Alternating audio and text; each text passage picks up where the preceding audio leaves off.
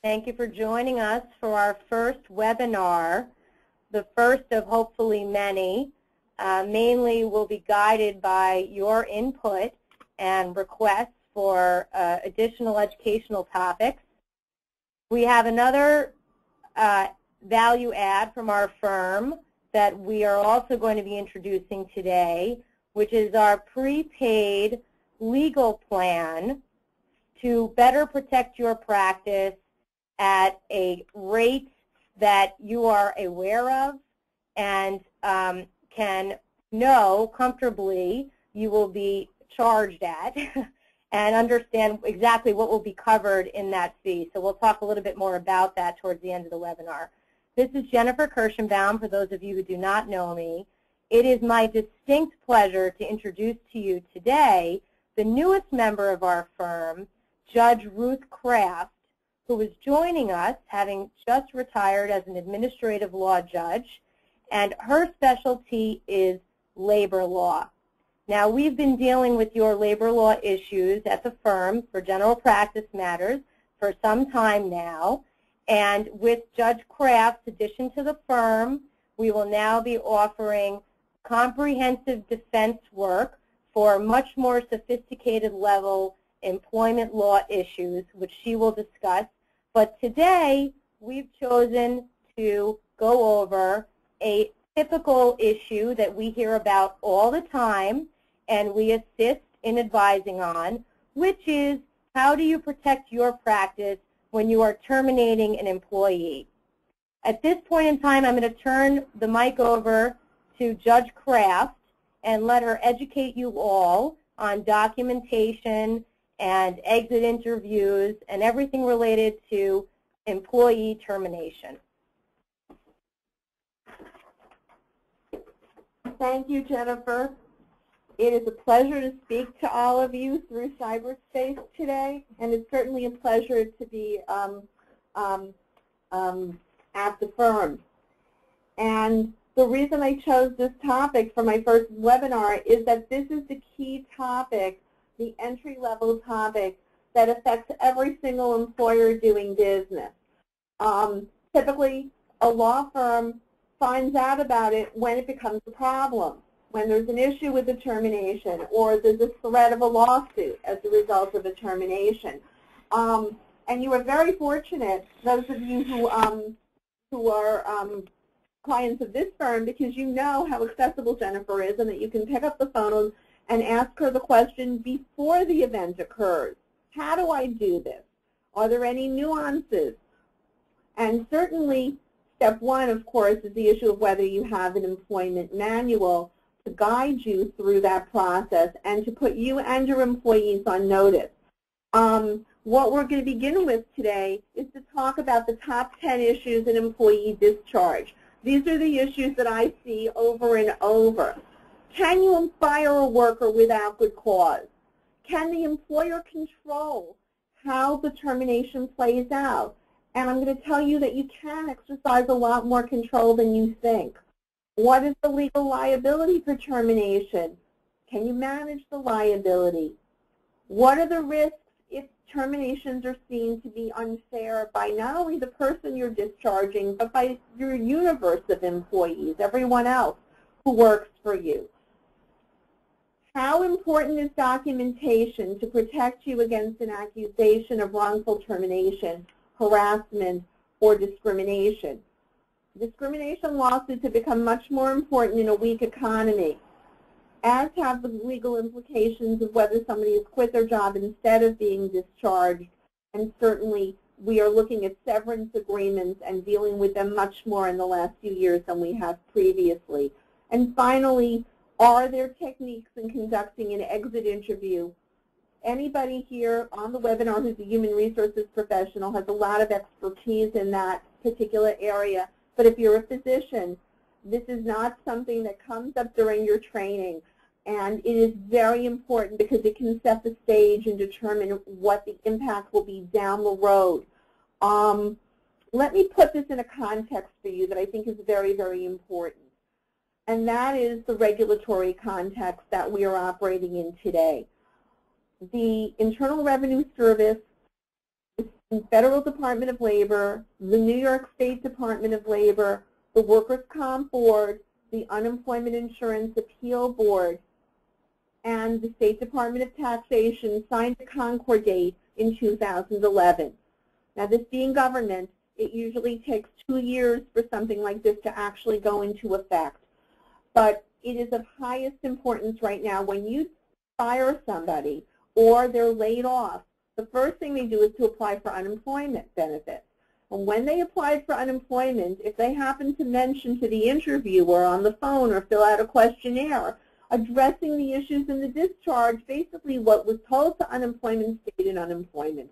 So if they mention that you never let them have a lunch hour, and lunch hours are not easy in a doctor's office for sure, or that they worked on a salaried basis instead of on an hourly basis, it basically stops there. Not anymore, because unemployment now is the access to what is called low-hanging fruit. And anything that comes out in that interview can be used to review and to determine whether you've misclassified your employees, whether there are wage and hour issues, whether you called somebody an independent contractor who applied for unemployment and suddenly the Department of Labor realizes that everyone in that classification should be an employee and you owe them not only a lot of tax for unemployment and withholding, but that you didn't have workers' comp insurance, and the penalty for not having workers' comp insurance right now is up to $2,000 a week.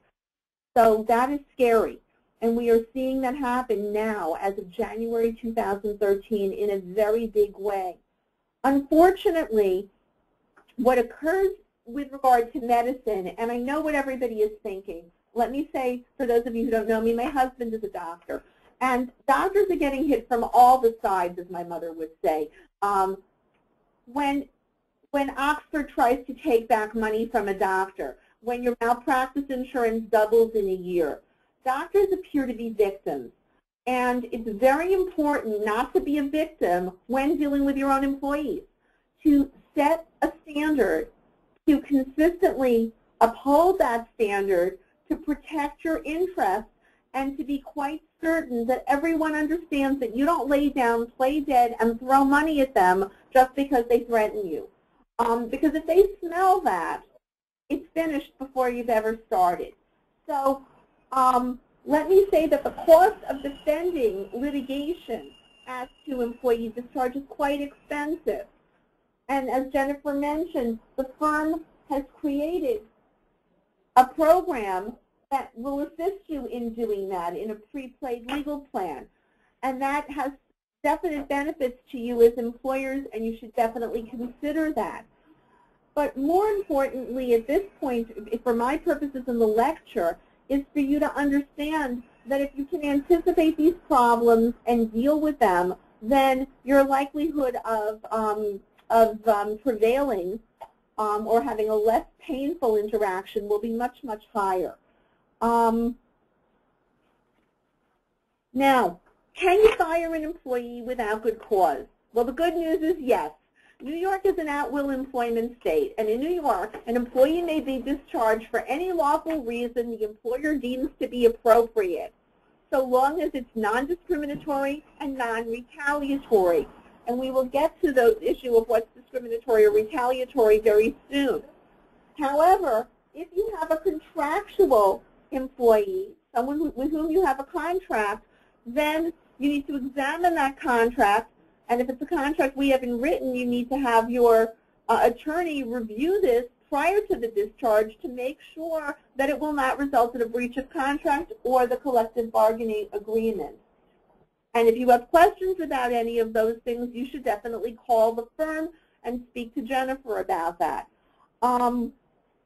I just want to point out also to be very careful, because your employee handbook can be deemed to create an implied contract.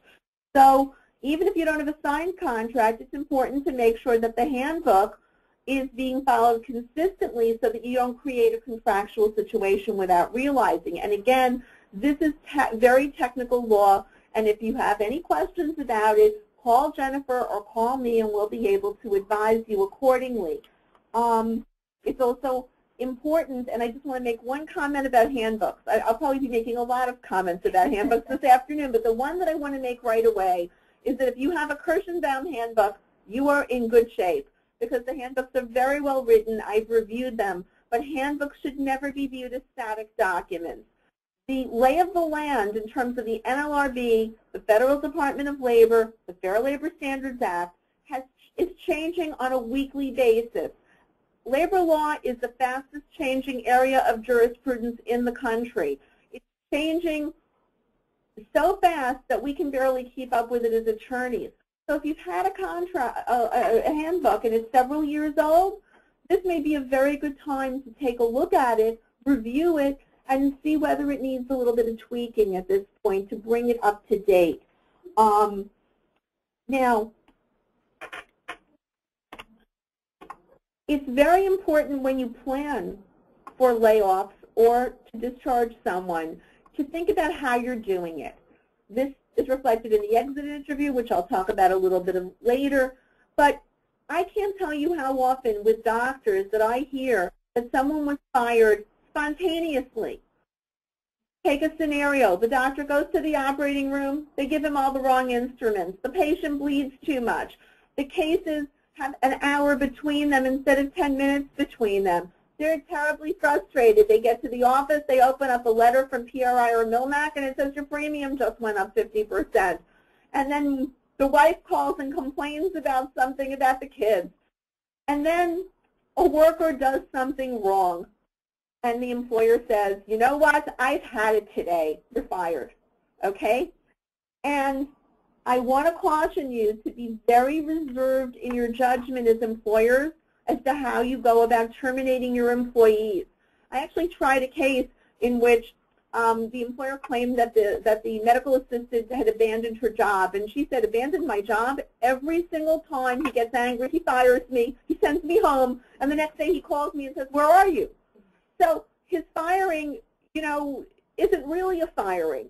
So you really need to do it in the way that the employee understands that they've really been fired, and also doesn't show that you're just flying off the cuff, because termination doesn't just affect the employee being discharged, obviously affects them the most, but it affects everybody else in your workplace.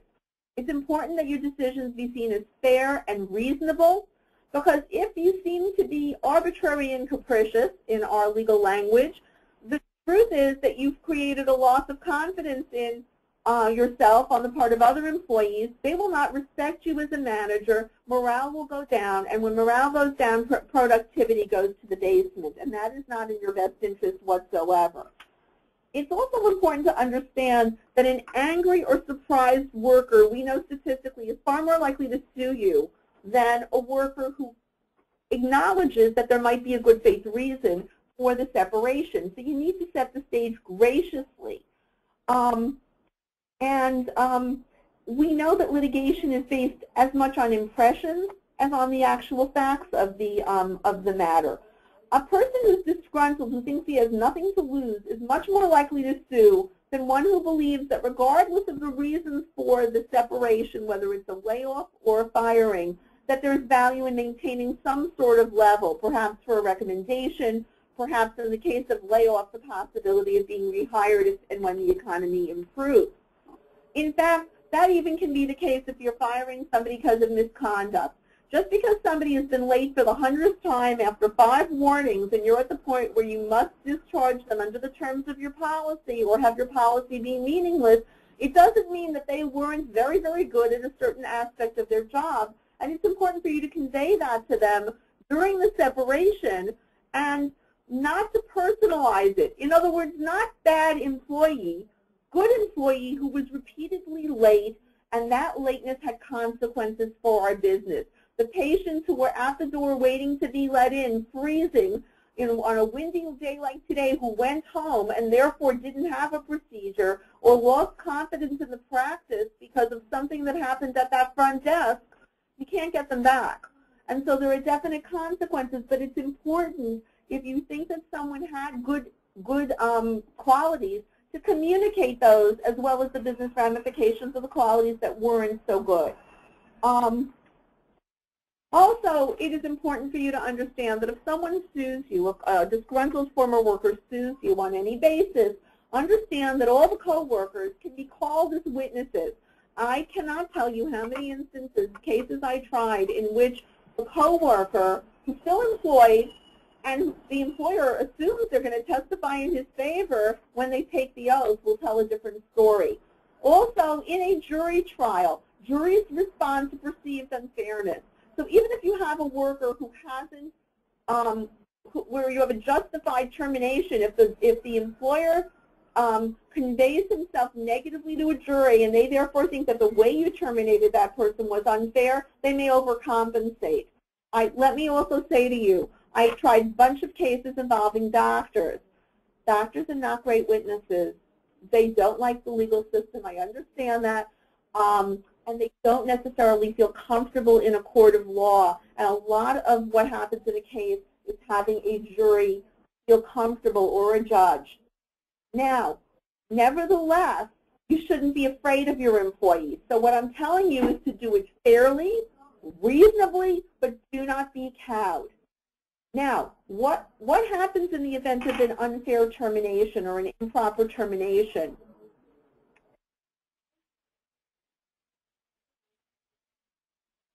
You should know that an employee who feels that they were terminally improperly obviously can sue you. But any employee who is in a protected class can join into that lawsuit if the termination is attributable to membership in a class. And I'll tell you what the classes are in a second. Federal law prohibits discrimination on the following bases: gender, race, religion, age, disability, pregnancy, military status, and national origin. They speak for themselves. And in addition, states variously prohibit discrimination on the basis of sexual orientation, meaning gay or straight, gender identity, meaning whether you are a transvestite or a transsexual, and marital status. So these are our protected classes. The EEOC, with regard to disability, has recently expanded the definition of disability in a very scary way for employers. It's now not whether there's a reasonable standard of are you disabled, but whether the individual who works for you, who's separating from employment, now says that they believe themselves to be disabled. So previously, a disability was measured, and anybody here who's ever filled out a form for a disabled individual for time off for surgery knows that they filled out a form and there was a standard, an ICD and a CPT code. Now, a worker under the EEOC standards may say, I can't do that job in my own mind, and you think, okay, so you have arthritis in your knees, but your job is to be a medical transcriber or to be a receptionist. How does that interfere? How does that give you standing as a member of a protected class when you're fired because you showed up late to work for the 100th time in 1 year? Well, guess what? The EEOC is now considering this to be a disability and a potential protected class. Now, that may sound ridiculous to you, but it is in fact happening now. And here's where it gets even trickier. You must understand that plaintiffs in cases now have various venues in which they can challenge their separation. They can seek administrative relief from the EEOC, in New York City, the Commission on Human Rights, the State Division of Human Rights, and typically you need to go to them to get a right to sue letter to then advance into the court system. In the court system, you have the option of pursuing a matter in the state or federal courts, and interestingly enough, they have different statutes of limitations, they have different damage provisions. So it's pick one from column A or from column B as it suits your purposes as a plaintiff. You as the employer do not have the option of saying, I would have preferred this in state court. If they see you in federal, that's where you are. There is one other entity that I would guess that not a single person on the webinar has heard of. Very few lawyers have heard of it. It's called the Board of Industrial Appeal. If the Department of Labor in an unemployment interview decides that you as an employer may have violated the labor laws, the state can bring an action in the Board of Industrial Appeal. These are quasi-judicial proceedings. The board member functions as a judge. The rules of evidence apply in large part. The rules of the tribunal are very, very strict. Other than the fact that it takes place in what appears to be a law office, you would not know the difference if it's not in a court of record. And that is another option. You're going to hear about this tribunal more and more this year because Governor Cuomo is empowering it like the devil. And that's another venue where someone can sue. We have a variety of case law options here as well. Also, you should know that most employment lawsuits have a fee-shifting component and that the loser pays the winner's legal fees if you lose as the employer. That emboldens plaintiffs and plaintiffs' counsel to sue. So it's very important for you to be in a situation where we can avoid litigation from the beginning as to how you engage in your business practices and the separation rather than dealing with it after the fact. Now, let me talk to you a little bit about risk management. Retaliation is prohibited.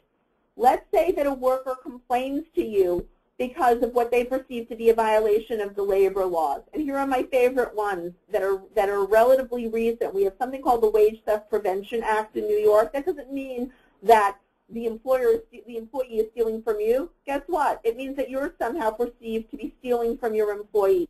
And I use the word stealing in parentheses, and the reason I use it is that if you do not provide them with a uniform allowance, and this is a relatively new shtick, you could be in violation of that law. If you are a doctor's office and you do not give the statutory lunch break, which is a half hour, and you have everybody eating at their desks and not giving them the opportunity to leave the building, you could be in violation of such a law.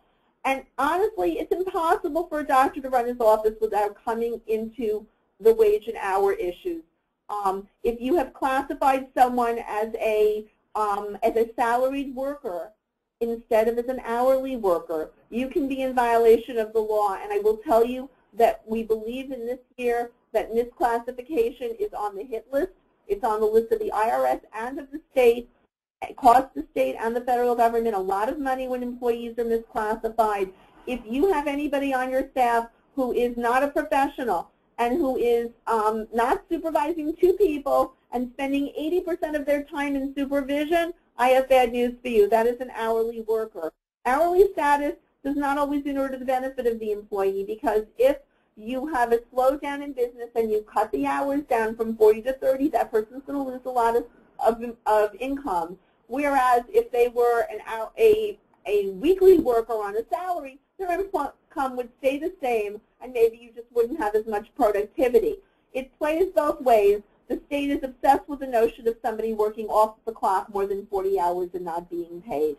So watch out for that. If somebody brings an action or reports this to the state, or a group of your employees have joined together in what's called a collective or concerted action and notify the state that they believe that you're not in compliance with the law, retaliation is prohibited.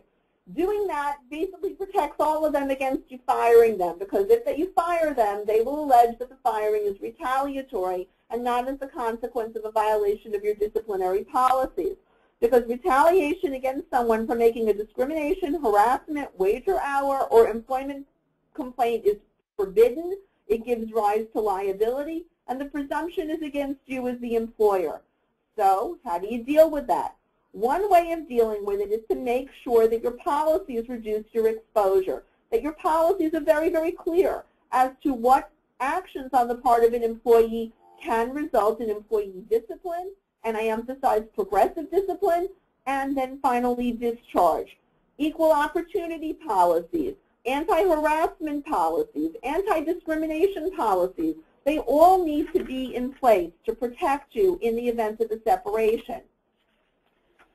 In terms of anti-harassment and anti-discrimination, the policy should contain a valid complaint procedure, which is a meaningful way to tell management that you have a complaint. And it needs to show multiple points of entry. If I'm the worker and I think Dr. G has fondled me improperly, well, if the policy simply says all complaints directed to Dr. G, it's very difficult to tell your employer, you know, I think you just engaged in sexual harassment. It may be important for the policy to designate an office manager, other individuals, perhaps even the employer's counsel if you're in a tiny office and you don't have that many people to turn to. But you need to show this because it shows good faith in the event that you get into litigation. I also highly recommend that anti-harassment and anti-discrimination involve a separate signed acknowledgement, separate training, and it should describe exactly what the prohibited conduct is, and it should also explicitly state that we have zero tolerance and we will not retaliate. Now let me tell you something about discrimination that's very interesting. Discrimination just doesn't mean the doctor or staff members discriminating or harassing a worker.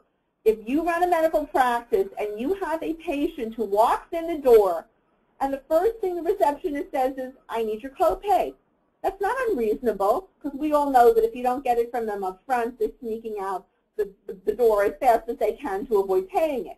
All right, so that's the reality. But the patient says to the receptionist, you know, I can't stand you. All you Hispanics have attitude. You're always asking for money.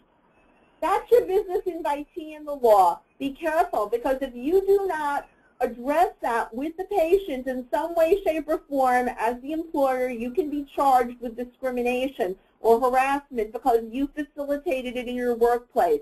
So as much as you have to tell your employees what to do and not to do, you have to tell your invitees too.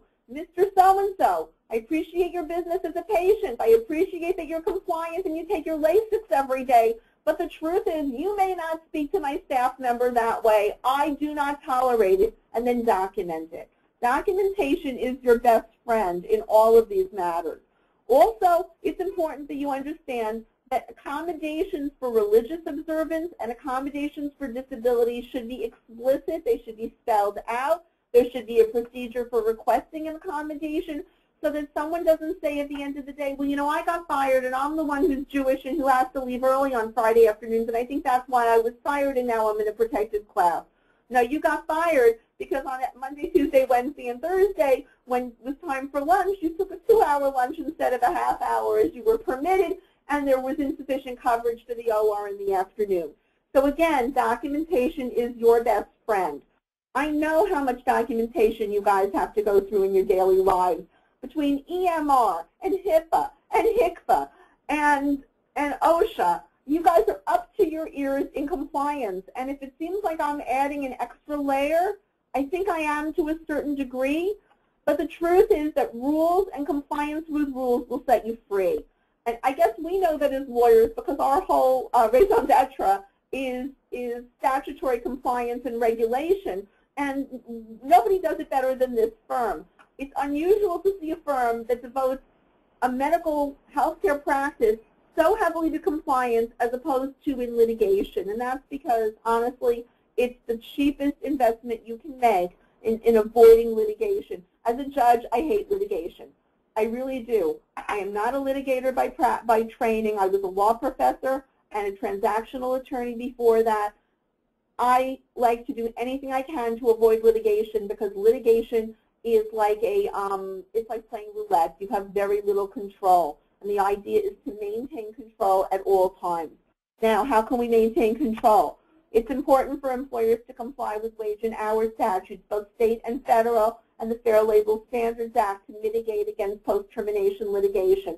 These acts are so complicated that if you have any questions about them, call me, call Jennifer, email us, and we will help you because there are so many paths of entry. There are so many ways in which you can be violating these laws without even knowing them that they can create exposure. Sometimes it's a good idea to conduct an audit of your internal activities, and we can certainly do that as well. And as I mentioned before, don't presume that the administrative exception will apply across the board. Doctors have used this. Most businesses have used the administrative exemption to the Fair Labor Standards Act hourly worker requirements for years. It is on the radar. And not only is it on the radar, but the IRS has decided, and the Department of Labor, that they're targeting small businesses. They're not targeting the big ones, the small ones, and they are going to target doctors this year. And that's based on two things. One, inside information, and two, the truth is that you will have licenses that are at stake. And the state believes that a doctor is likely to pay and pay quickly, and there is a big effort to collect money. I'm sure that none of you know how much money New York owes the federal government for unemployment. It's a staggering number. New York has exhausted its entire trust fund in the last 5 years since 2008. since the recession/depression began, and it owes the federal government $8 billion. That is 1 out of 50 states. The state of California owes the federal government $15 billion. So expect recoupment. The truth is that wage and hour issues occur. The worst industry is hospitality. They're going after doctors before they're going after hospitality this year. And I'm not saying it to scare you. The reason that they're doing it is that there's a license, and they understand that a doctor can't pick up and run away and go off to Maui or somewhere and open a new hotel or a restaurant. You're basically stuck here. This is where your roots are, your practice, your referral, your life. It's much harder for you to pick up and go, and believe me, there is no one more aware of that than the regulators at both the state and the federal level. Another area in which you need to avoid liability is the notion of what is an independent contractor and what is an employee.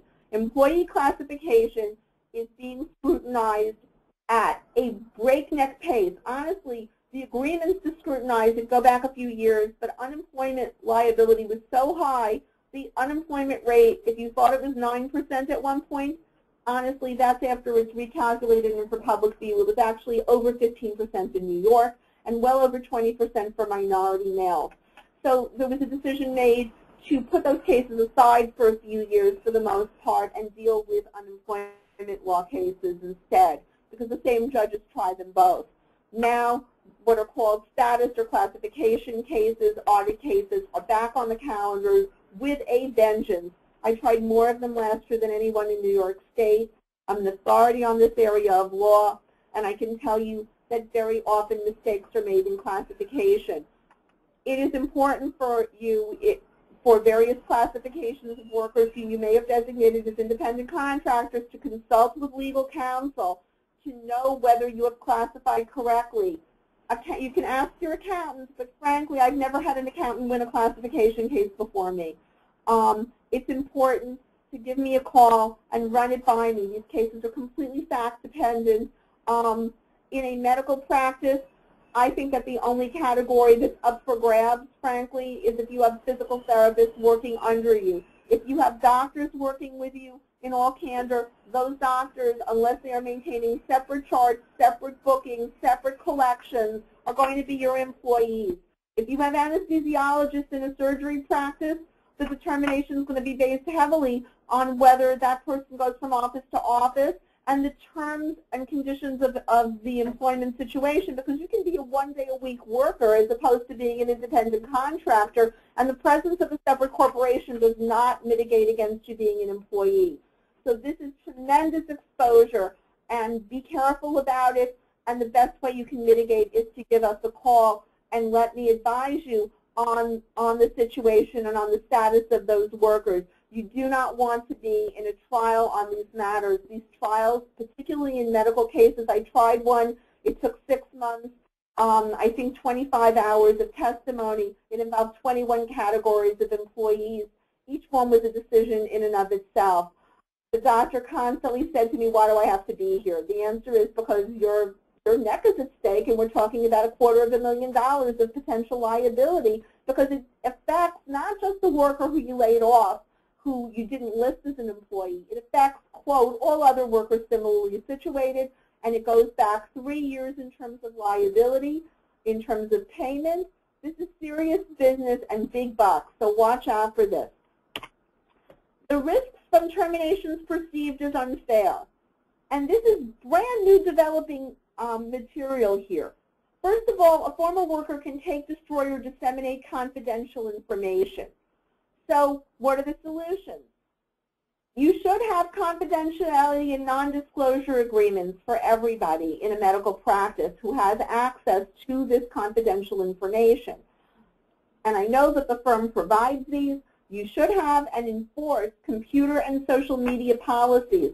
We were recently told by the Fourth Circuit Court that you can't have a blanket prohibition on social media, but you can have a policy against use of the computer for personal reasons.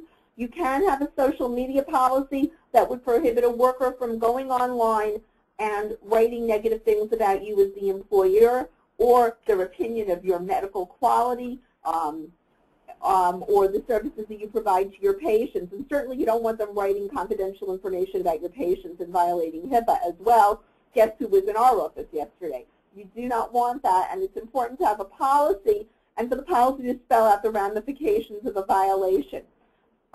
This is a brand new one. I highly recommend that if you have a contentious relationship with an employee, that at the point of separation, you need to snapshot their computer records, including their email. All right? If somebody has been writing to other people about you, or they're consulting with a lawyer in advance as to how they can set you up for a lawsuit, the best protection is to have this snapshot of their records. I do not recommend that you do this yourself. I am a computer illiterate. My associates will tell you this. It's laughable. I think it goes with age. But it's important for you to know how to create the snapshot, and I highly recommend that you have a third party doing it. And that is, in the event of litigation, a third party expert testifies as such as to what he or she discovered when he examined the computer. When you do it yourself, you have a lot of problems with answer. How do you know? Are you an expert in this? How do you know that's what you really did? Maybe you doctored the computer for your own benefit. So be safe in this. I tried a case last year. I don't want to go into the details in a webinar because it's very titillating, but the employee had actually sent an email as the employer to herself that was sexually harassing, and then threatened to sue him for harassment for a very large sum of money and destroy his life. Pictures involved body parts, and they were very sexually explicit. He hired a consultant and was determined that she actually sent them to herself for the purposes of embezzlement. So this can happen, and you need to be protected against that. The second issue is theft of company property.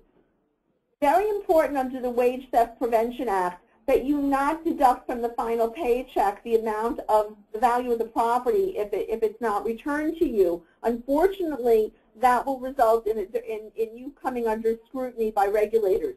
But what you should do is every time you provide a piece of property to an employee, you should keep an inventory of that property. Another issue is theft of clients, which, by the way, in medicine can happen not just because your associate decides to practice down the street, and of course Jennifer would have drafted an anti-compete and non-disclosure agreements like mad, but you have to be careful about your receptionist too burning a CD of your client list and trying to sell that to another doctor as a condition of employment. You have to take this all seriously. And finally, defamation.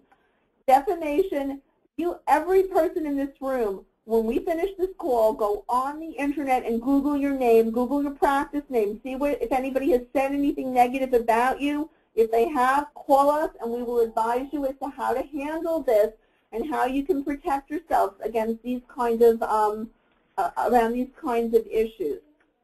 So that's just a little bit of how-to. But going back into the separation, written documentation is essential to protect you as an employer.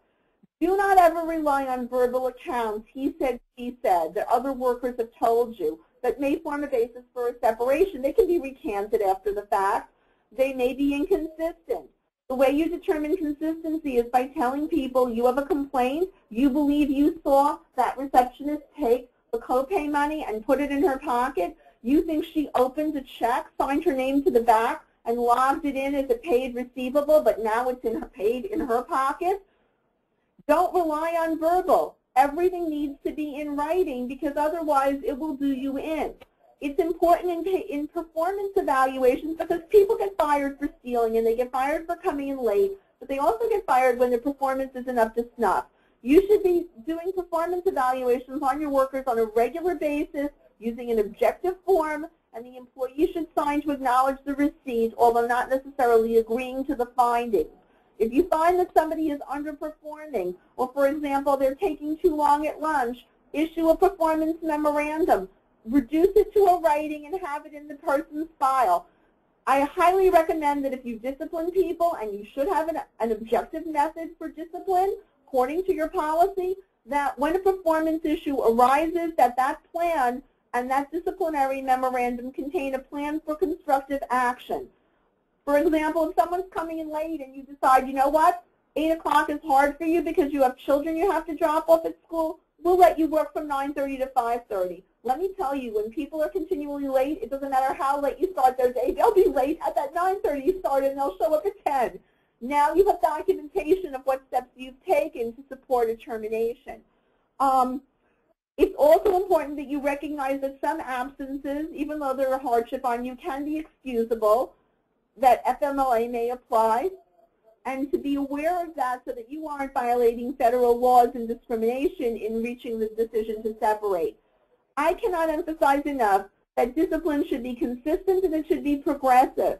You should have steps of discipline going from a verbal warning to written warning or warnings as the case may be to unpaid suspension and then to discharge, because that, in conjunction with my first slide, is putting the worker on notice. There's no surprise here when you've warned somebody 5 times in writing.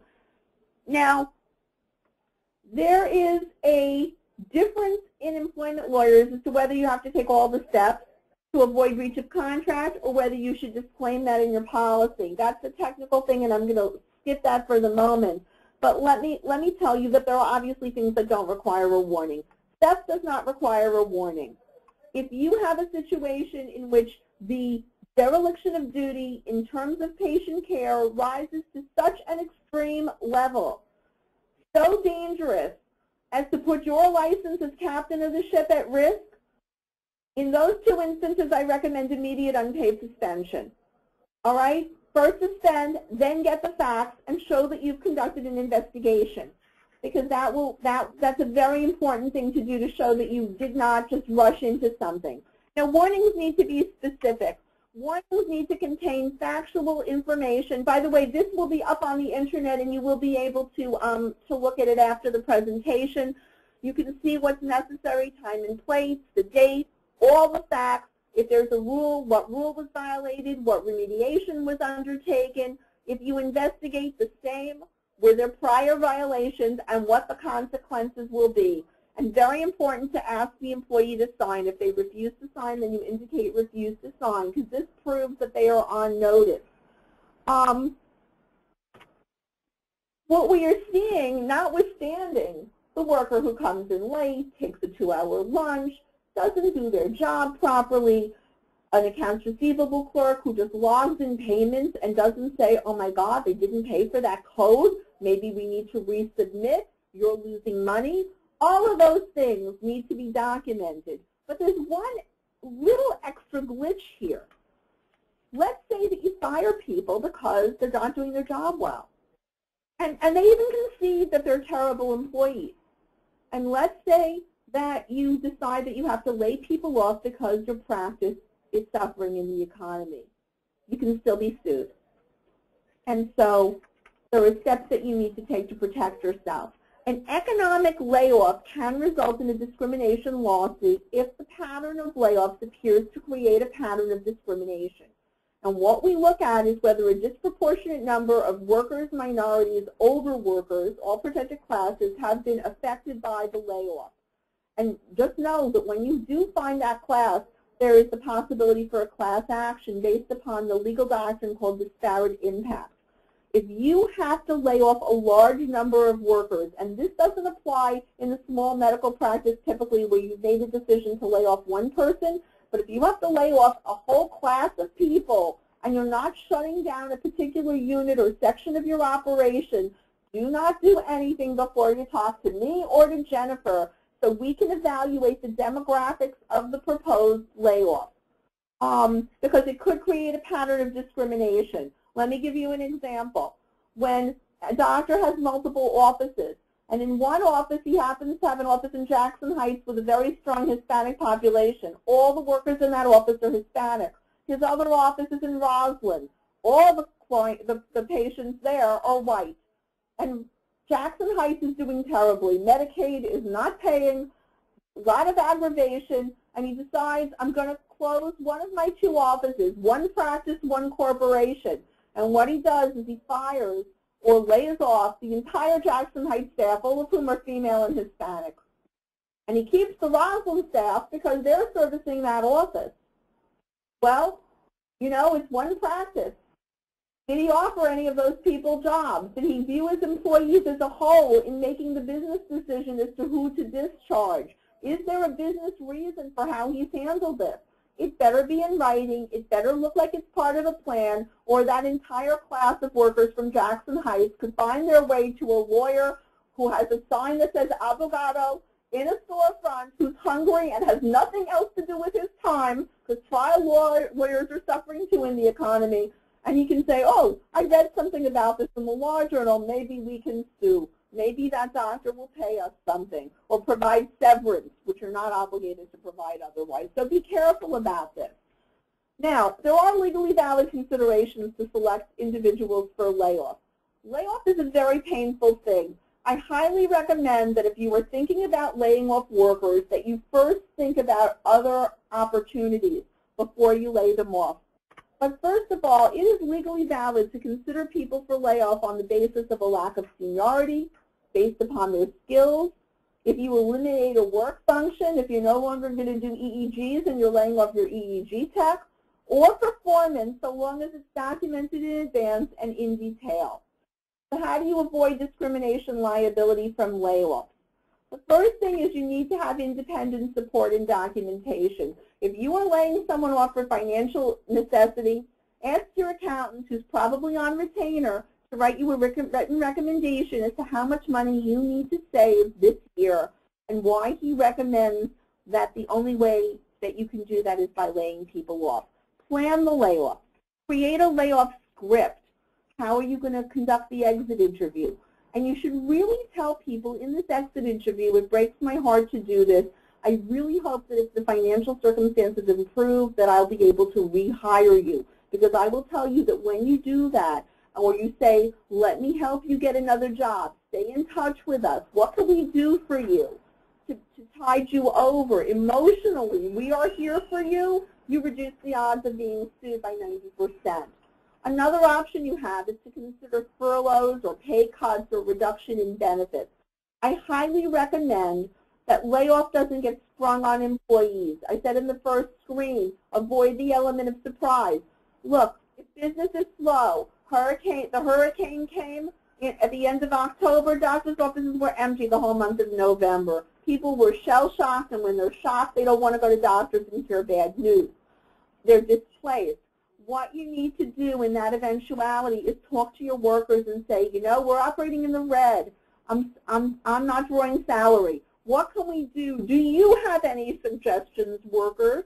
Because somebody may say to you, you know what, we all have small children. We'd all be very happy working 4 days a week instead of 5, or working a shorter day, but please don't fire our friends. And that is a very good tool as an employer. Embrace the employee as a co-venturer with you.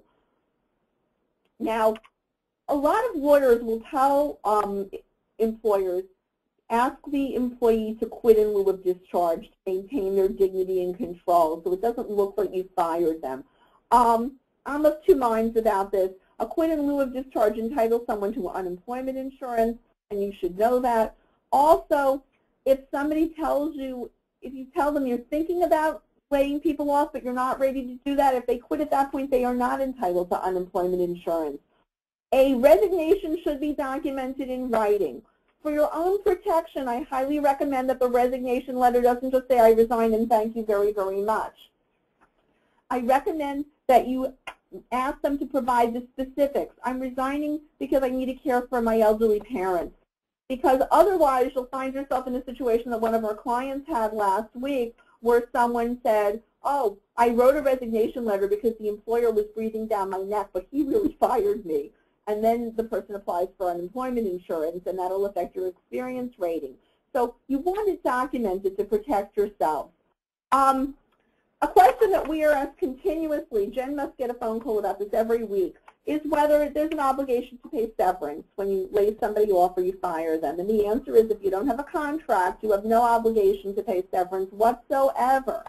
If you do have a contract, then the contract does require a severance. And keep in mind that what you agreed to today can bind you a year from now in severance. If the economy goes down and you've agreed to pay money in a certain way over a certain time period, and at that point in time when the worker is discharged, you don't have it, you're stuck being obligated to pay it.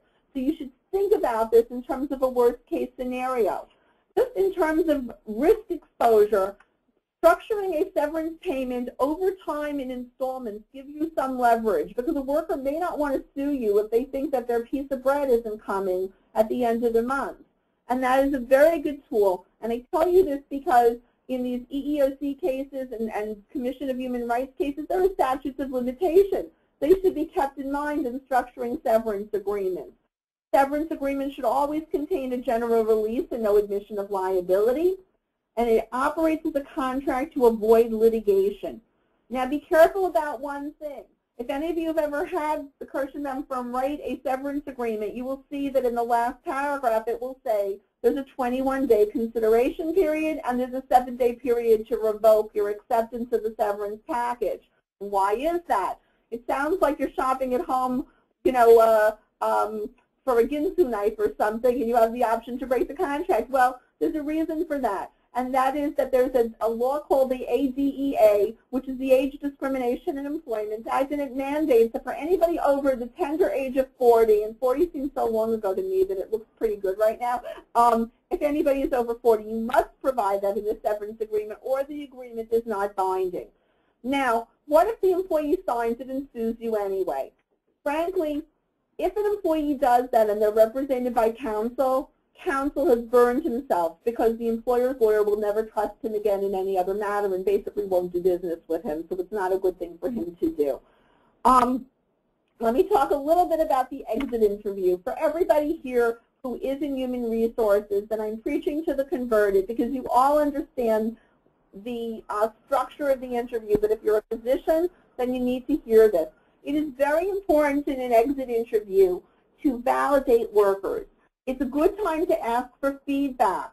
Tell me, unfortunately, I'm laying you off because my patient population has dwindled and my reimbursement is in the cellar, but seriously, is there anything you could tell me now that you're leaving about how my practice runs that I should know?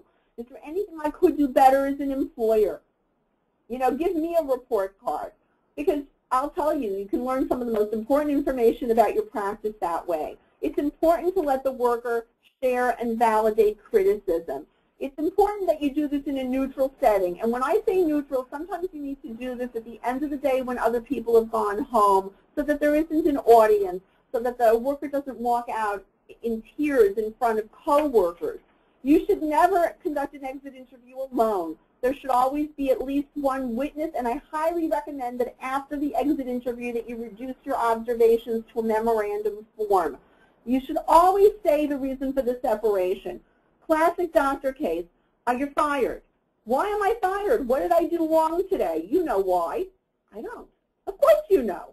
And the of course is because you took a check and signed your name on the back of it, and Chase will deposit anything, and now suddenly $1,000 of Blue Cross is in somebody's bank account or probably spent. You know the reason, and they play dumb. I don't know. Be specific. $1,000 check, which we thought, you know, we thought we never received it from Blue Cross. Well, they produced it front and back, and guess what? Your name, Jane Doe, is on the back of it, signed. Appears to be your handwriting. Do you have any explanation? You need to tell them this. And I highly recommend that you explain to people when they're laid off or fired what their post-separation entitlements will be. If they're entitled to severance or they're entitled to COBRA, mention it in the exit interview. Don't just say papers will come to you in the mail from some unknown entity whenever. Because remember, people's health insurance is at stake, and it's sometimes important for them not to have the gap in coverage. It's always important to show compassion, because that is what is reflected in whether you get sued or not, frankly. So what I recommend in conclusion is know the law in advance. We are a great resource for you, and we're becoming an even better resource, because K&K created a prepaid legal plan recently, and this is really remarkable. It's unprecedented. It includes an in-person or telephone consultation with Jennifer, an assessment and strategy analysis, a response and engagement with a third-party payer or a government agency, and up to 3 years of attorney time dedicated toward your matter, both verbally and in writing and in negotiations for inquiries. 3 hours. Did I say years? Oh my goodness. No, not 3 years. 3 hours, no matter, should take 3 years and doesn't with this team. And that includes cases brought by the Office of the Inspector General, Professional Discipline, the OPMC, the Office of Civil Rights, Medicare, Medicaid, third-party payers, the Commission on Human Rights, the EEOC, and Workers' Comp. So these include some of the employment law issues. And if you do need more work than that, you automatically qualify for a 15% courtesy deduction of all legal fees, and you have the opportunity to purchase this plan either on a monthly basis or on an annualized basis, and also to have a discount on our compliance documentation. I also recommend that some of you consider, and if you've heard Jennifer lecture before, that you think about EPLI, which does provide protection against employee lawsuits, and I'm currently researching the optimum forms of EPLI and can advise you on that. So in conclusion, know the law in advance. Have clear and rational non-discriminatory policies in place in advance. Comply with your own policies. Own your own policies. Anticipate problems. The best calls that I get are from people wondering about a potential problem, because if we give you advice in advance, you won't have the problem. Create a non-threatening and neutral environment. Manifest the willingness to work with the discharged worker to help them set new goals, whether that be school, new employment, the opportunity for reemployment, and always, always, I know this pervades medical practice, have proper and written backup documentation in place to protect you, and never, ever presume that you will be the victim and not in control. I see that I have a question. The question is there any problem firing someone whose work is subpar but who the doctor knows because they were displaced by Hurricane Sandy? I think this comes down to compassion. If somebody has been displaced by Hurricane Sandy and they are not able to come to work on time because they have a longer commute, that doesn't mean you pay them for that time. It may mean that you accommodate the hours. It's important not just to say that they were displaced, but what are the details? In employment law, the devil all comes into the details. If someone is living in a motel room with their children out on the South Shore of Long Island and it's really affecting them, honestly, I would encourage you to warn them verbally and in writing, and perhaps create a separate set of standards as opposed to rushing to discharge them. You need to know whether the hurricane is an excuse or it validly interferes with their life. And that is not a question that can be answered generally as opposed to knowing the particular facts and circumstances. You don't want to be taken advantage of, but remember the principle of fairness in the first screen or the second screen. If you discharge someone and it's perceived as being unfair, it'll affect the productivity of all your other workers. And there is another question. Can or should a salaried person punch a clock? Oh, this is a great question. Thank you so much for this. Typically, a salaried person is not required to punch a clock. And generally, the advantage of being salaried is that if you come in late one day because of a doctor's appointment, you may also stay late the next day. My first analysis would be, should you be a salaried worker or not? Because I need to know that regardless of what you've classified the worker as now, whether in fact that is the proper categorization. Just keep in mind that if you classify them one way and then they come in late and you pay them, it doesn't mitigate your obligation to provide a paid lunch. And if they shouldn't have been salaried, by the way, it's been ruled that even if you do pay them for that time and you owe them time and a half at the end of the day, you're going to be stuck with it. So be careful with that. The advantage of having people sign in is it shows consistency and it lets you have a little bit more control over your workforce, especially if it's the doctor, you're a surgeon, and you're not there when the office opens every day because you're in the operating room. Workers may not understand the difference between what's called an exempt worker who's salaried and a non-exempt or hourly worker, and they may not understand why they have to sign in and the other person doesn't. So I think there are definite benefits of that.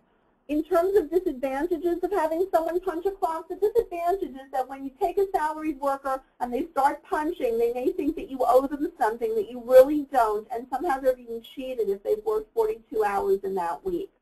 And if they feel cheated and they call the feds or they call the state and they discover that their job title, secretary, should not be an exempt position, you're going to get sued for wages and hours. So that's the way it plays. So honestly, I think the first step is really auditing whether your workers should be salaried or not. What if an employee does not want to take the lunch hour? I love it. Great question. By law in New York, they are required to have a half-hour lunch break. And if you have somebody and your workday goes more than 10 hours, you are required to have a second half-hour break. If they do not take it, you can still be sued for not providing it. And if the government audits you and discovers that your workers haven't signed in and out at lunch, watch out, because you're putting yourself in an overtime situation and in a compliance situation. You need to tell your workers that they do need to take the half hour for lunch. Now, the worst thing in a medical practice is that's wonderful. We're in the middle of a procedure. Do we stop for lunch? It's not as easy as it is in an insurance brokerage house, for example. And the answer is that in unusual circumstances, if you extend over because you're involved in a procedure and then you're going straight into another procedure, that worker obviously may be eating on the job and not being afforded the opportunity to leave. You must provide them with the lunch. You need to bring in the lunch. Do not let it happen often. It's very easy to make this a pattern. They do need to take lunch. You are not obligated to pay an hourly worker for lunch. Many doctors don't know that. They'll say it's an 8-hour day, 9 to 5, and they pay them for the whole 8 hours. You really need to pay them, not pay them at lunch hours. You're not obligated to pay for that half hour, but you can extend the day an extra half hour. If you have been paying people through lunch, it should be in your policy manual that you will pay them for lunch. And remember, because you paid them, you are now, if they go over the 5 o'clock, you're subject to overtime, time and a half. And it is very difficult to reorganize a practice that's run a certain way that may not have been the correct way. We can advise you on how to do that in the most opportune way going forward. Next question, I've addressed employees who have not taken a half-hour lunch and have worked over 6 hours without a break. Can I enter the 30-minute lunch break on the time card and not pay them?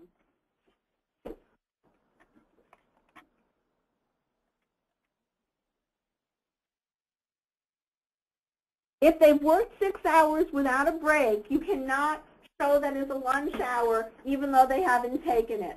That would be fraud and a violation of the wage and hours laws. I want to thank you all for participating in the program. It's been a pleasure. Please feel free to contact me with any questions you have about employment law. With regard to compliance law, you are already in fantastic hands with Jennifer.